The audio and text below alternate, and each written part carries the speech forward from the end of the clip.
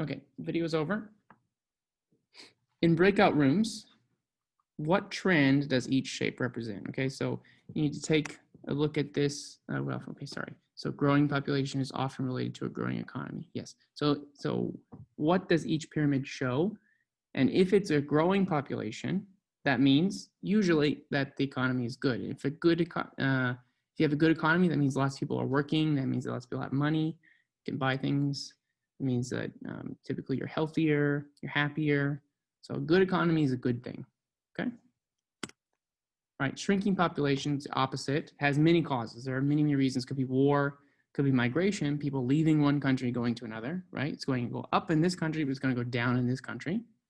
But in general, all right, if it's an industrialized country for like Canada, it's going to have a decreasing population, like I said in the video, right? As people become more, they work more, as the economy becomes stronger, women work more, they're in the home less. That means it's less likely that they're going to be able to have children because the family's too busy because they're working. Maybe they're living in big cities now instead of small villages, so it's more expensive to have children, that kind of thing. So go ahead and split up into breakout rooms, and each group should have a different graph, all right? Also, you need to screenshot this or look at the PowerPoint or something, because this image will go away when you go to the breakout rooms. All right, across all the age groups, how does the number of males compare with the number of females? So you can see here, the males, it's less, right? So in every case, there seem to be fewer males than females, all right? And a lot of that is war. Men tend to be more physical in their work, so that's hard on their bodies, and so they die sooner. Same thing with Japan. You can see the males are fewer. Russia, a lot of war. And really, you look at this part right here, it's the same for all countries. This is World War II. All of this, and it's all the same because the whole world was involved. Okay, Africa less so. All right, how does the size of the age groups compare? So that means compare this group with this group, right? And then compare this group to this group. And that's really what the important part is. If you have a larger group here, then a smaller group here, that means that it's hard to support the older population. Okay, you have to help them with healthcare, right? And they don't work. So but they still buy things, but they don't work. So they're not making anything. They're just buying things. So that can hurt. That changes the economy. Okay, it makes your economy more focused on stuff that old people want. That's true for Japan as well. And Rwanda, right? So they're mostly young people. So it's a very up and coming population. It will more than likely tend to be more modernized, more, more trendy, because it's a younger group of people. It also means that probably their healthcare is going up, that kind of thing. They're getting better at healthcare. They're getting richer. The United States is pretty stable. It's more like a square. And so that means that it's more likely to, it means it has a strong economy, actually, is what it means in general compared to other countries. Because it means people want to move there. We have migration, right? That's kind of outpacing the death or matching it. And it also means that things have been about the same for many years, okay?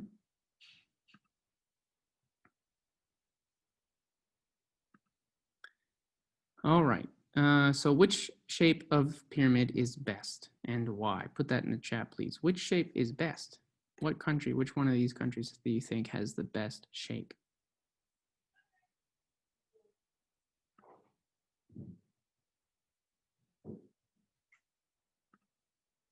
And there's some reasons for that. We kind of talked about it already. But the answer is There is no best shape.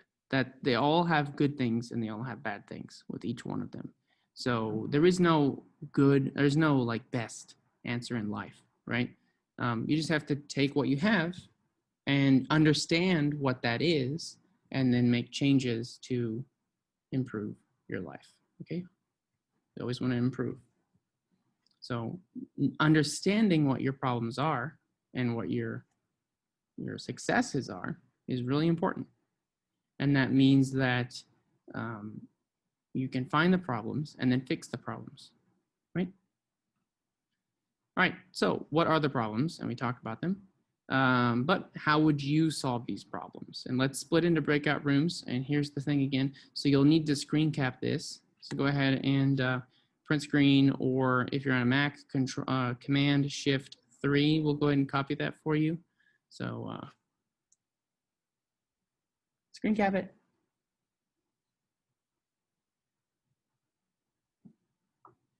All right, so we're in breakout rooms and we'll come back. All right, so how would you solve the problems of each country? Let's discuss that. How would you solve the problems of each country?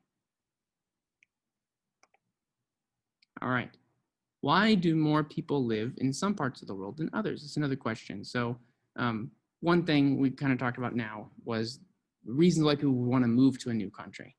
But what about in terms of the environment? How does the environment affect that? Okay. So here's a picture of the physical map of the world, which means kind of like how high everything is, all the elevations, okay? So this is like a lower elevation, high elevation, which means lots of mountains, okay? Lots of mountains here, very flat here, mostly.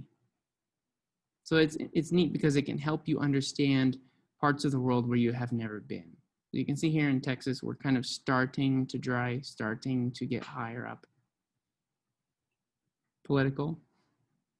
This is just all of the different countries of the world. So it doesn't tell us anything about the environment except for where land starts and water ends, or the other way around, depending on how you look at it. All right, next thing, we have population. So this is really what we need to compare. So we have population, lots of people here in Europe, lots of people here in Asia. Most of the rest of the world, though, pretty empty. In the United States, more so on the east side than on the west side. You can see here in our part of Texas, it's pretty sparse. Not a lot of people live here, especially compared to like Europe, Germany. Look at that, India, China, Japan. Okay, next one, resources. So the different kinds of things we have here. And if you look at this green color, that's indicating farming mostly, okay? So what do you think? If you can farm in a place, is it a good place to live or a bad place to live?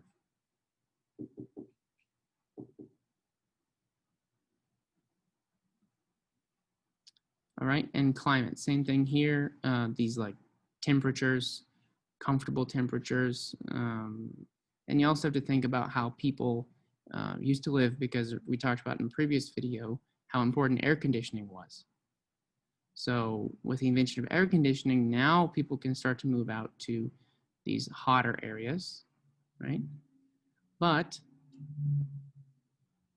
they haven't done that until very recently. So a lot of those cities that are in these warmer areas are new cities, and they're growing now instead of growing before. So a lot of people in the past, and a lot of the bigger cities that you'll see around the world tend to be in these areas that are more comfortable.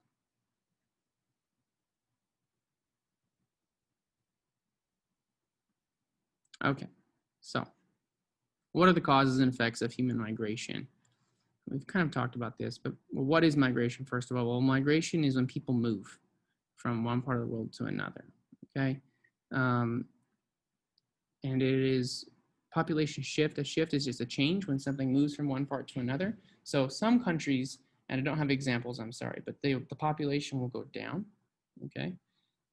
Because people are leaving that country because of war or because of lots of death for whatever reason. Maybe the economy is very bad. Maybe Some parts of the country are very dangerous as a result of war, or even could be that working is very dangerous in that country. We're very lucky in the United States because we have lots of worker protections.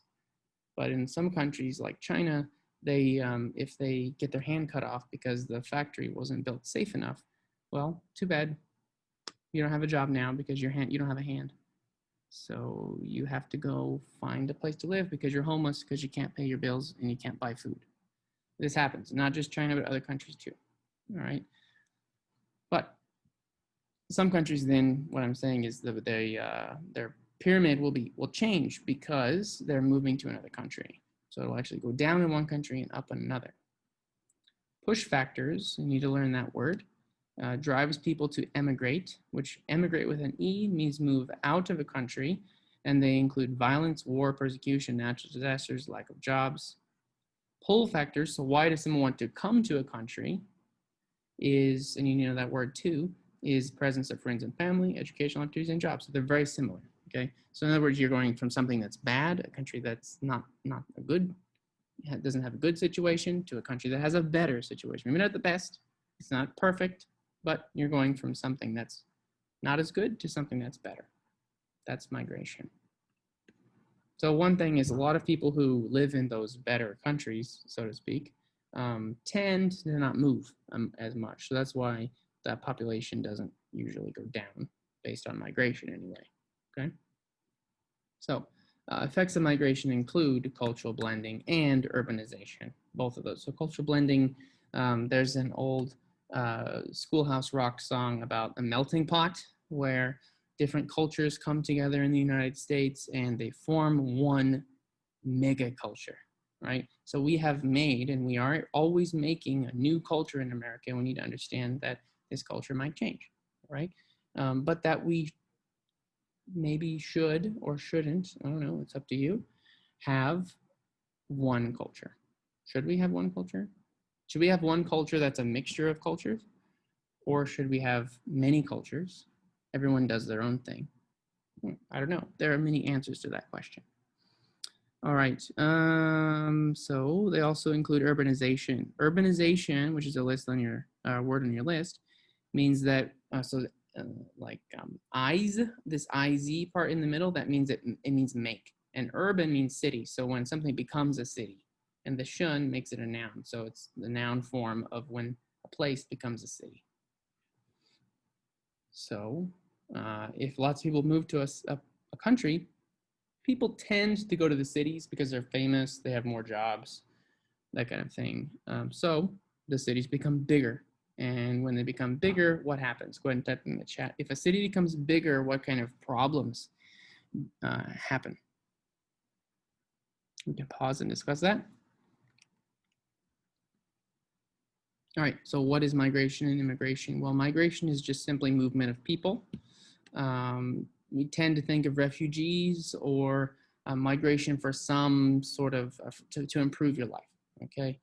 It doesn't always mean that the person stays in that place though. Sometimes they go back to their country or maybe they go to a different country. Migration, okay? Just means the movement of people.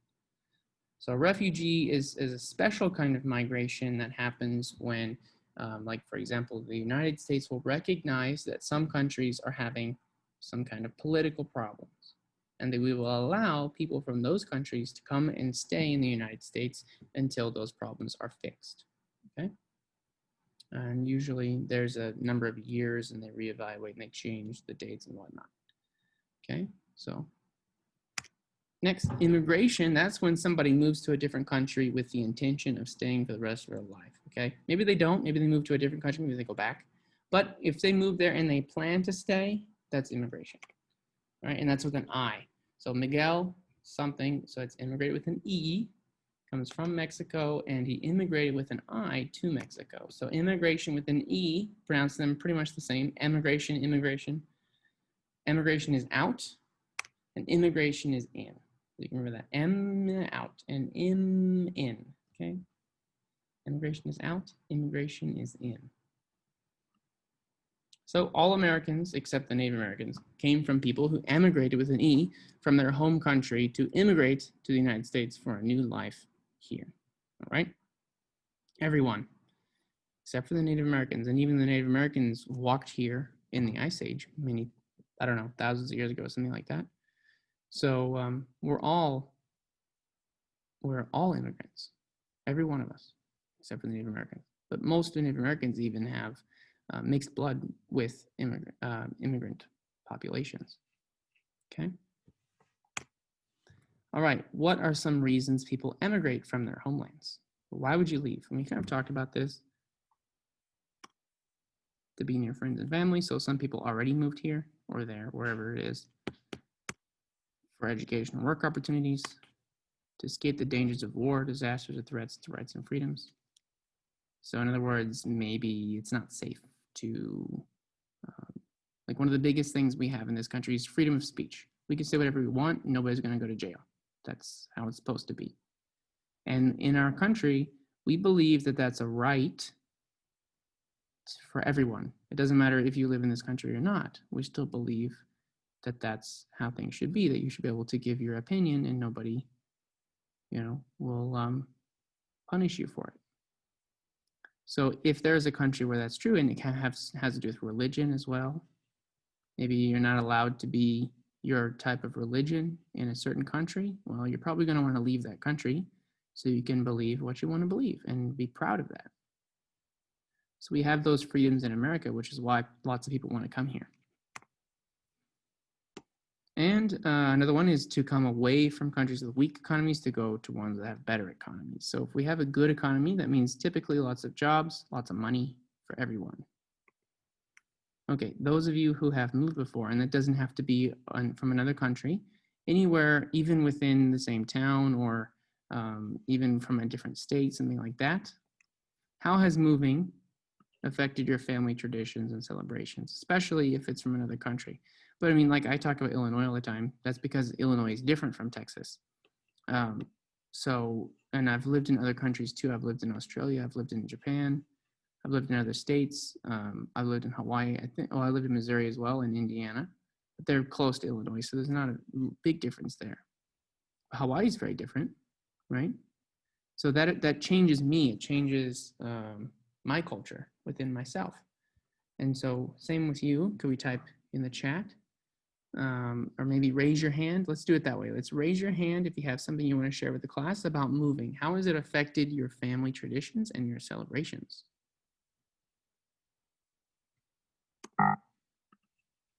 And the next one also, how has meeting new people who have moved to your area affected your family traditions, celebrations? So people who maybe haven't moved, or even if you had and you've been here for a while or been in one place for a while, have you noticed how when people move to your town or into your school, how your relationship might change or things you might learn from another person?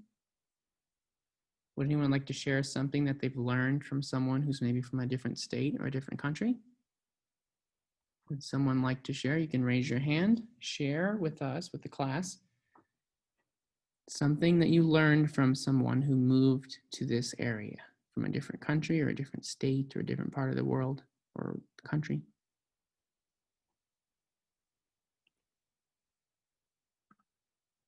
Okay, and then also overall, how has immigration affected the United States of America? Well, it's pretty much created it because people coming from other countries is how this country got started. And it's been happening ever since. And it's still going on today. More recently, what kind of changes do you think we've faced? Maybe we can talk about that, put it in the chat. How has immigration affected the United States of America?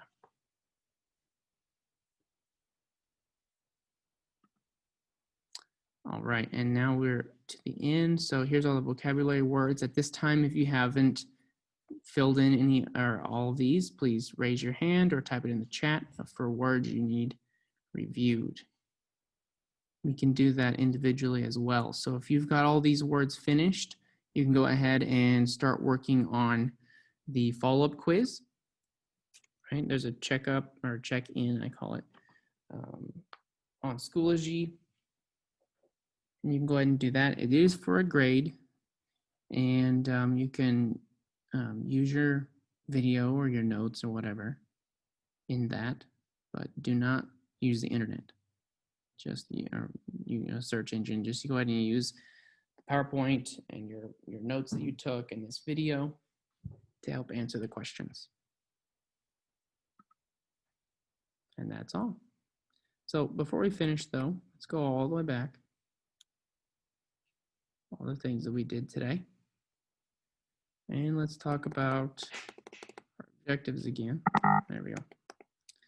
All right, so now, can we tell your friends and family 3 major population trends for the United States and the world? What's happening? 3 major trends. And let's go ahead and put that in the chat, 3 trends. You can just give 1 in the chat so everybody can see many different trends. And then if somebody asks you, well, what'd you learn at school today? Well, there you go. That's what you learned.